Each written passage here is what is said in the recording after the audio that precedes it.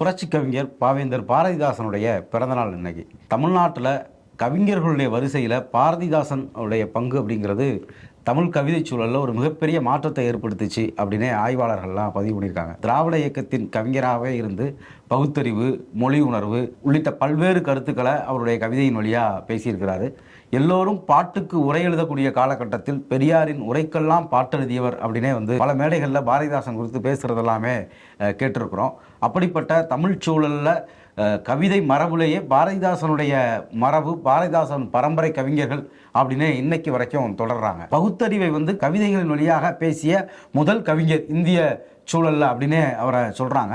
அப்படிப்பட்ட பாரதிதாசனுடைய பிறந்த நாள் என்று. இது முச்சந்தி. நான் உங்கள் பன்னீர் பெருமாள். நான் பீட்டர் எம்ஜிஎஸ்.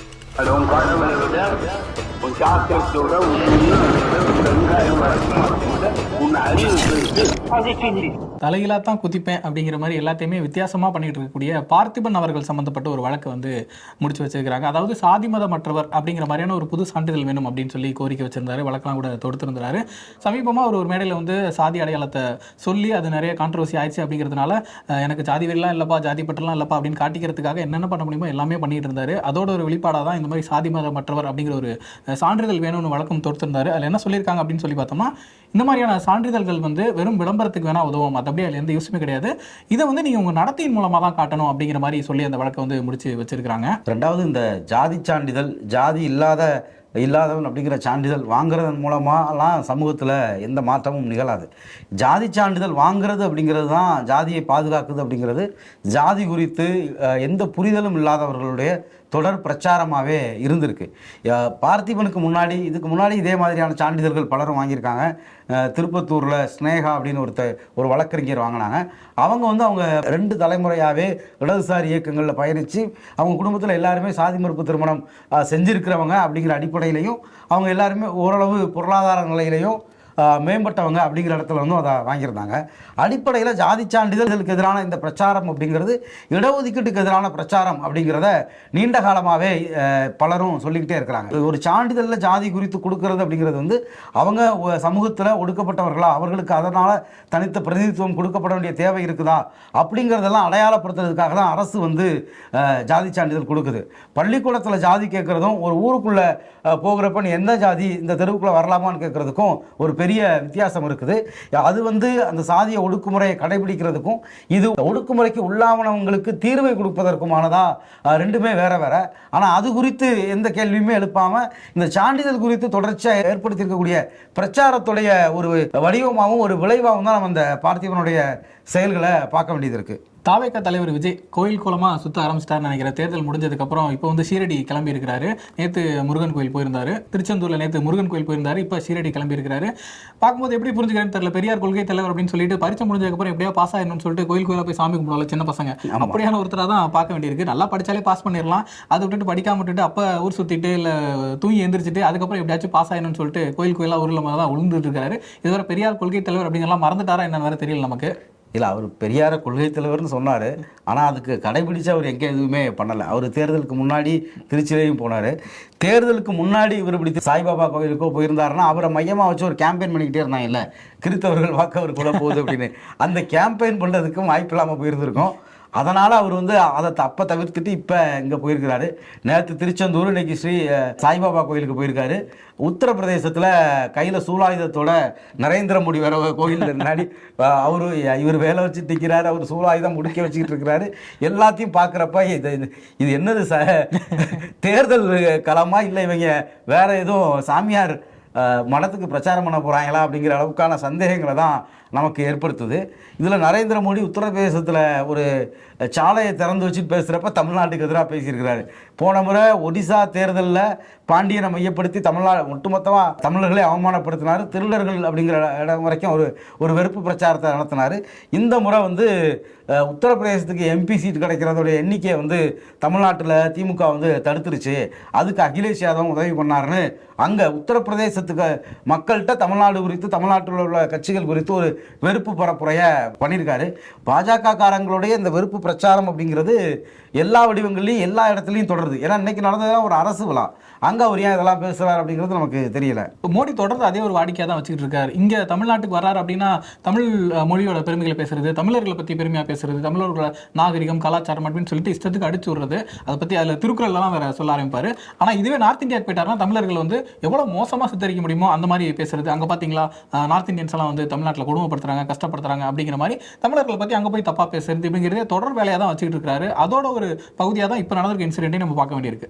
தேர்தல் முடிவுகளுக்கான நாட்கள் நெருங்கிட்டு இருக்குது. இந்த சூழலில் ஓய்வு பெற்ற நீதிபதி கிருபாகரன் அவர்கள் வந்து ஒரு கருத்தை சொல்லியிருக்காரு. நான் எலெக்ஷன் ரிசல்ட் வந்து எப்படி வேணாலும் இருக்கலாம், என்ன மாதிரியான அதிர்ச்சி வேணா கொடுக்கலாம். குழந்தைகள் நிறைய பேர் இந்த தேர்தலில் வந்து ஏதோ ஒரு வகையில் இன்வால்வ் ஆயிருக்காங்க. இப்போ ஒரு நடிகர் அரசியலுக்கு வந்திருக்காரு அப்படிங்கிற காரணத்தினால வந்து இன்னும் சொல்லப்போனால் அந்த நடிகர் வந்து குழந்தைகளை வந்து அவங்க அம்மா அப்பாட்ட போயிட்டு வந்து நீங்கள் அடம்பிடிங்க, விசிலுக்கு ஓட்டு போட சொல்லி டார்ச்சர் பண்ணுங்க அப்படின்லாம் சொல்லிட்டு இருந்தார். அதையுமே நிறைய பேர் விமர்சனம் பண்ணிட்டு இருந்தாங்க. அப்படியான அந்த குழந்தை மனம் படத்தவர்கள் வந்து அந்த ரிசல்ட் வரும்போது மனசுடைஞ்சு நிறைய தப்பான விஷயங்களை பண்றதுக்கு வாய்ப்பு இருக்கு அப்படிங்கிறதுனால வந்து பேரண்ட்ஸ்க்கு வந்து ஒரு எச்சரிக்கை மாதிரி சொல்லியிருக்காரு. குழந்தைங்களை வந்து பத்திரமா பார்த்துக்கோங்க, ரிசல்ட் அன்னைக்கு வந்து என்ன மாதிரியான அசம்பாவிதங்களும் நடக்காத மாதிரி பார்த்துக்கோங்க அப்படிங்கிற ஒரு அறிவுரையுமே சொல்லியிருக்கிறாரு. கிட்டத்தட்ட ஒரு முன்னாள் நீதிபதி, அவர் உயர்நீதிமன்றத்துடைய நீதிபதியாக இருந்தார். தமிழ்நாட்டுடைய இந்த அரசியல் சூழலில் இதே கருத்தை இதுக்கு முன்னாடி பலரும் சமூக வலைதளங்களில் சொல்கிறப்ப தாவேக்காரங்கெல்லாம் வந்து கடிச்சாங்க. நீங்கள் உங்களுக்கு குழந்தைகளின் மீது அவ்வளோ அக்கறையா அப்படி இப்படின்னு. இன்றைக்கி நீதியரசரே சொல்லியிருக்கிறாரு. இதுக்கு அவரை புரிய என்ன பண்ண போகிறாங்கன்னு தெரியல. மத்திய பிரதேசம் கட்னி மாவட்டத்தில் ஒரு ஊரில் வந்து ஒரு நடந்திருக்கக்கூடிய ஒரு இன்சிடென்ட் வந்து நம்மளை வந்து ரொம்ப டிஸ்டர்ப் பண்ணுற மாதிரி இருக்குது. என்ன அப்படின்னு சொல்லி பார்த்தோம்னா, ஆம்புலன்ஸில் போயிட்டு இருக்காங்க, அடிப்பட்டவங்களை கூட்டிகிட்டு ஆம்புலன்ஸில் போயிருக்காங்க. அங்கே அந்த ஆம்புலன்ஸில் ரத்தம்லாம் சிந்திருச்சு அப்படிங்கிறனால அந்த கூட்டிகிட்டு போன அந்த பெண்ணையை வந்து அந்த ஆம்புலன்ஸை துடைக்க சொல்லி க்ளீன் பண்ண சொல்லி அந்த ஆம்புலன்ஸ் டிரைவர்ஸும் சரி ஊழியர்களும் சரி ஃபோர்ஸ் பண்ணியிருக்காங்க. அவங்க தான் அதை துடைக்கவும் செஞ்சிருக்காங்க. அதுக்கப்புறம் அவங்கள பணியிட நியமனம் செய்கிறதா சொல்லியிருக்காங்க. அதை பற்றி தெரியல. பட் தொடர்ந்து இந்த மாதிரி நார்த் இந்தியாவில் சமூக நீதிக்கு எதிரான, மனித உரிமைகளுக்கு எதிரான விஷயங்கள் தொடர்ந்து நடந்துகிட்டு இருக்க பார்த்துட்டு இருந்தோம். நேற்று கூட ஒரிசாவில் நடந்திருந்த ஒரு இன்சிடென்ட், ஒரு பேங்க்ல பணத்தை எடுக்க முடியல, அக்கா இறந்துட்டாங்க அப்படிங்கிறப்போ இறந்ததுக்கான சான்றிதழ் இல்லை, சான்று இல்லை அப்படின்னு சொன்னதுக்காக வந்து இறந்த பணத்தை தோண்டிட்டு வந்தாரு அப்படிங்கிற ஒரு இன்சிடென்ட் பார்த்தோம். அதே போல இந்த இன்சிடென்ட் இருக்குது. இதே போல பீகார்ல பார்த்தோம்னா அங்கே வந்து ஒரு அங்கன்வாடி ஊழியர் அவங்களுக்கு வந்து உடம்பு சரியில்லை, வேலைக்கு வர முடியாது அப்படின்னு சொன்னதுக்கு அது வந்து எப்படி நம்புறது அப்படின்னு சொல்லி அவங்களை ரொம்ப டார்ச்சர் பண்ணியிருக்காங்க. அவங்க வந்து கையில் அந்த ட்ரிப்ஸ் எல்லாம் போட்டுட்டு இருந்ததோட போயிட்டு பாருங்க எனக்கு உடம்பு சரியில்லைன்னு சொல்லிட்டு ப்ரூவ் பண்ணிட்டு வந்திருக்காங்க. தொடர்ந்து பாஜக ஆளக்கூடிய இந்த நார்த் இந்தியன் ஸ்டேட்ஸ்ல பார்த்தோம்னா இந்த மாதிரி நிறைய தீண்டாமை அப்படின்னு சொல்லக்கூடிய விஷயங்கள் தொடர்ந்து நடந்துகிட்டு நம்ம பார்த்துட்டு இருக்கிறோம். டபுள் இன்ஜின் சொல்லிட்டு இருக்காங்க. அங்க மக்கள் எவ்வளவு தூரம் அவதிப்பட்டு இருக்காங்க அப்படிங்கறதை நம்ம இந்த செய்திகள் மூலமா புரிஞ்சுக்கலாம். நடந்து முடிந்த சட்டமன்ற தேர்தலுக்கான வாக்கு எண்ணிக்கை மே 4ஆம் தேதி அப்படிங்கிறது நம்ம எல்லாருக்குமே தெரியும். இப்போ தமிழ்நாடு முழுக்க நடக்கக்கூடிய இந்த வாக்கு எண்ணிக்கை அப்படிங்கிறது கிட்டத்தட்ட 62 மையங்களில் நடக்குது. இந்த மையங்களில் பார்வையிடுவதற்காக தலைமை தேர்தல் ஆணையத்துடைய பார்வையாளர்கள் வந்து தமிழ்நாட்டுக்கு வந்திருக்காங்க. இப்போவே வந்து தாவேக்காரங்கெல்லாம் போட ஆரம்பிச்சிட்டாங்க. எலெக்ஷன் நீங்கள் ஓட்ட ஒழுங்காக எண்ணுவீங்களா அப்படிங்கிற மாதிரிலாம் போட ஆரம்பிச்சிருக்காங்க. இவங்களுக்கான பதில்லாம் இந்த மாதிரி தேர்தல் ஆணையத்துடைய நடவடிக்கைகளில் அன்றாட செய்திகள்லேயே தெரிஞ்சுக்க முடியும். தேர்தல் வாக்கு எண்ணிக்கை அப்படிங்கிறது தலைமை தேர்தல் ஆணையத்துடைய பார்வையாளர்கள் முன்னிலையிலையும் கட்சிகளுடைய முகவர்களுடைய பார்வையாளர்கள் முன்னிலையிலும் தான் நடக்கும். அதுக்காக அவங்க வந்திருக்காங்க. கிட்டத்தட்ட இன்னைக்கு வந்து மேற்கு வங்கத்துடைய 2ஆம் கட்ட தேர்தல் முடிந்த உடனே இன்றைக்கு மாலை 6 மணிக்கு தேர்தலுக்கு பின்னான கருத்து கணிப்புகள் வெளியாகும். தொடர்ச்சியாக இந்த தேர்தல் முடிவுகள் குறித்தான இந்த மாதிரியான பல்வேறு செய்திகள் நமக்கு வந்துகிட்டே இருக்குது. அடுத்து வந்து சித்ரா பௌர்ணமி அப்படிங்கிறது தமிழ்நாட்டில் பல கோயில்களில் தேரோட்டங்கள் நடக்கக்கூடிய ஒரு நிகழ்ச்சி. குறிப்பாக வட தமிழ்நாட்டில் கூவாகத்தில் நடக்கக்கூடிய அந்த திருவிழா, நிறைய திருநங்கைகள் அவங்களுடைய நம்பிக்கைகளின் அடிப்படையில் அந்த திருவிழாவில் பங்கெடுப்பாங்க. அதே மாதிரி வந்து பல இடங்களில் வந்து இந்த சித்திரை திருவிழாக்கள் வெவ்வேறு வடிவங்களில் சித்ரா பௌர்ணமி அன்னைக்கு நடக்கும். மதுரையில் வந்து 10 நாள் கழிச்சு அழகர் வந்து சித்ரா பௌர்ணமி அன்னைக்கு ஆற்றில் இறங்குவார். அழகர் ஆற்றில் இறங்கக்கூடிய இந்த திருவிழா அப்படிங்கிறது மதுரையை மையமாக வச்சு நடக்கக்கூடிய ஒரு முக்கியமான பண்பாட்டு நிகழ்வாக இருக்குது. இதில் வந்து மதுரையில் பாஜக, RSS திருப்பரங்குன்றத்தை மையமாக வச்சு ஒரு கலவரம் இதெல்லாம் பண்ண முயற்சி பண்ண அந்த ஊரில் நடக்கக்கூடிய இந்த திருவிழாவில் மத நல்லிணக்கத்தை பின்பற்றக்கூடிய வகையில் பல இடங்களில் வந்து மோர் இந்த மாதிரியான குளிர்பானங்கள்லாம் உணவு கொடுக்கறது, இதிலெல்லாம் வந்து இஸ்லாமியர்கள் பங்கெடுக்கிறது இந்த முறையும் செய்தியாக இருக்குது. இவங்கெல்லாம் இப்படி பண்ணுறதுனால அங்கே வந்து அவங்க இதெல்லாம் பண்ணலை. காலங்காலமாகவே அந்த சித்திரை திருவிழா அப்படிங்கிறதே ஒரு மத நல்லிணக்க விழாவாக தான் அது வரலாறு முழுக்கவே பதிவு செய்யப்பட்டிருக்கிறது. ஏன்னா அந்த திருவிழா நடக்கக்கூடிய அந்த பல்வேறு சடங்குகள், பண்பாட்டு நிகழ்வுகள் அதெல்லாம் நம்ம தொகுத்து பார்த்தோம்னாலே மீனாட்சி அம்மன் கோயிலில் நடக்கக்கூடிய திருக்கல்யாணம் அப்படிங்கிறது கிட்டத்தட்ட அது ஒரு சைவ மரபிலான ஒரு நிகழ்வாக இருக்கும். கள்ளழகர் வந்து அழகர் கோயிலிருந்து மதுரைக்கு வரக்கூடியது முழுக்க முழுக்க அது ஒரு வைணவ கோயில். இந்த இரண்டு பண்பாடுகளும் இணையக்கூடிய இடமாகவும் அந்த திருவிழாவில் பல நாட்டுப்புற நாட்டார் தெய்வங்களுடைய கூறுகளும் அதில் வந்து அடங்கியிருக்கும். ஏன்னா அழகர் வந்து பாதி தூரம் வந்து கள்ளர் வேடம் அணிந்து தான் அந்த பயணத்திலே வருவார். ஆற்றில் இறங்கிட்டு மறுநாள் அவர் வந்து வண்டியூர் போகிறது கூட அவருடைய காதலி வீட்டுக்கு போகிறதா தான் அந்த கதைப்பாடல்களில் கூட சொல்லப்பட்டிருக்கு. அவங்க கூட ஒரு இஸ்லாமியர் துலுக்கநாச்சியார் அப்படிங்கிற பெயர்கள் எல்லாமே வந்து இந்த வரலாற்று இந்த சித்திரை திருவிழாவோட வரலாற்று ரீதியாகவே இணைக்கப்பட்டிருக்கு.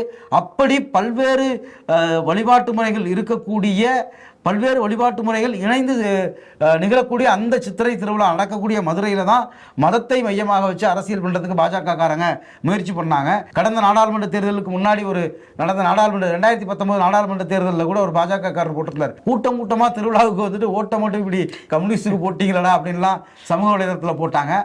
அது அந்த ஊருடைய பண்பாடாகவே இருந்திருக்குது. இன்னும் சித்திரை திருவிழாவில் நம்ம இதே மாதிரி இன்னும் பல மத நல்லிணக்க கூறுகளை வந்து அடுத்து வரக்கூடிய நாட்கள்லையும் பார்ப்போம். இதுபோல் பல்வேறு செய்திகளை தெரிஞ்சுக்க நீங்கள் மாடர்ன் தமிழ்நாடு சேனலை சப்ஸ்கிரைப் பண்ணுங்கள், உங்கள் நண்பர்களுக்கு ஷேர் பண்ணுங்கள். அதே போல் யூடியூப் மாதிரி மற்ற சமூக வலைதள பக்கங்களையுமே நம்மளுக்கான பேஜஸ் இருக்குது, அதையுமே லைக் பண்ணி ஷேர் பண்ணி சப்போர்ட் பண்ணுங்கள். நன்றி, வணக்கம்.